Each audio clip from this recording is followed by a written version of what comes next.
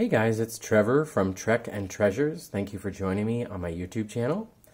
Today I wanted to make a quick video about selecting stones when you are making a purchase online.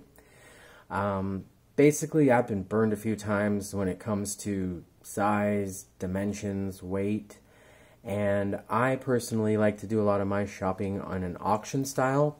I like to look at the items that are ending right now, and so I often don't have a lot of time to make judgment calls. So just wanted to share a couple tips with you that have helped me as I learn along the way. So the first tip I have is to familiarize yourself with millimeters and inches. Hopefully you have a ruler around that has both. Here's, an inch. We're pretty used to that here in the US. But then if you flip it over, we've also got centimeters, and depending on your ruler, you may also have millimeters. There are 25 millimeters in 1 inch. 1 centimeter is 10 millimeters. Sorry, I was grabbing this other ruler here. So if you look, some rulers have them very clearly marked, centimeters. Now, a lot of times, since most other countries use the metric system, things are going to be listed in millimeters, not inches. So keep in mind, 25 millimeters is 1 inch. I myself personally purchased this really cool device. This is a caliper, which is a digital, and you just move the bar back and forth. This one goes up to 150 millimeters, which is pretty generous when you're working with stones. Another tip I wanted to share is when you're looking at the photograph, take note of anything that might give you an idea of scale. For myself personally, whenever I am posting a stone for sale, if I don't use a ruler, I use something like a coin.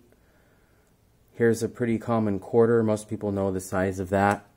A quarter is basically an inch. So definitely look for anything in the photo that might indicate a better idea of the size. Another thing to consider, especially if you like to buy stuff for crafting, kabuchons, my biggest tip is look at how many fingers. Oftentimes they'll hold it like this when they're taking a picture. Take note of how many fingers you can see. I've purchased an item that I expected to be palm-sized, and it was tiny.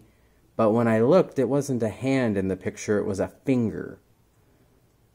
Now this kabuchon, which is a stone that's already been crafted for jewelry making and whatnot, this one is 36 millimeters. Ooh, getting crazy.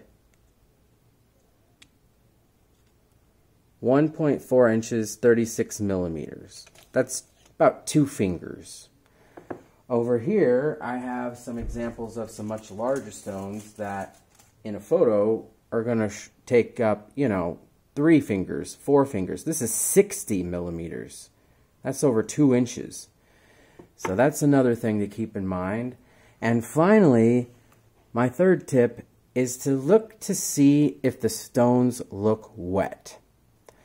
Reason being that most rocks look cooler when they're wet. Here's a little nugget I picked up in eastern Washington out of a river, and when I found it, it was wet. This is what it looks like dry. And this is what it looks like wet. Now you can kind of tell by the shininess as well as the fact that my fingers are wet that this rock has been wetted. Here's another example of an okay looking rock. But when it's wet, it just has a much nicer brilliance to it, but I can also see that my fingers are wet.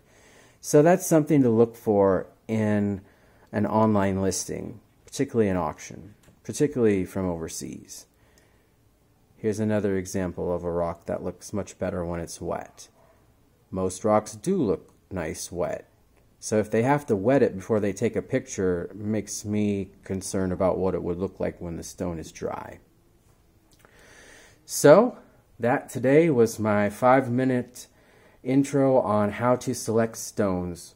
I hope this helped you. Please take a look at my links below. I have lots of stones for sale on Etsy, Mercari, and eBay. And I also do live sales every other Sunday. My next one will be Sunday, August 30th at 12 p.m. Pacific Standard Time. That's 3 p.m. Eastern on Instagram. Find me at Trek and Treasures. Please like, comment, subscribe so you can get updates. And have a great day.